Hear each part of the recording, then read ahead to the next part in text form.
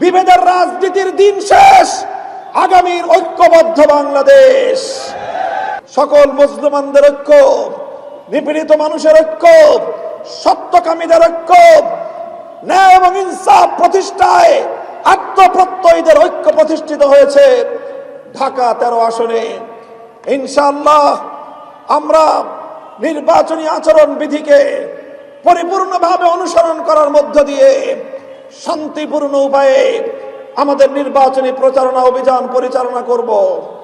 আমার পরিষ্কার বক্তব্য, এমন দ্বিচারিতা এবং মুনাফিকি করে জাতিকে বিভক্ত করার চেষ্টা করা যাবে, কিন্তু আগামীর বাংলাদেশকে দাবায় রাখা যাবে না ইনশাআল্লাহ।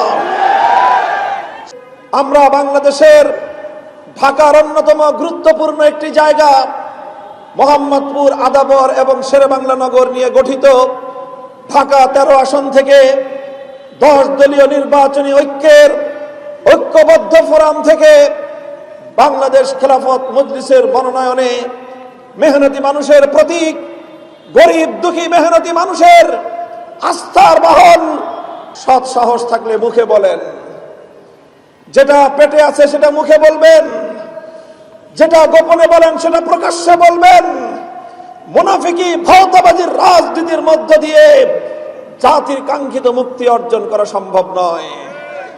যারা বাংলাদেশকে অতীতে বিভক্ত করে নিজেদের স্বার্থ উদ্ধার করার রাজনীতি করেছে, জুলাই বিপ্লবের মধ্য দিয়ে বাংলাদেশকে বিভক্ত করার রাজনীতি যেভাবে ব্যর্থ হয়েছে, 2024-এর 12 ফেব্রুয়ারি নির্বাচনের মধ্য দিয়ে বিভেদকামী নতুন ষড়যন্ত্রকারীরা প্রত্যাখ্যাত হবে ইনশাআল্লাহ। ইনশাআল্লাহ এই মোহাম্মদপুর, ঢাকা 13কে চাঁদাবাজ মুক্ত করে ছাড়ব।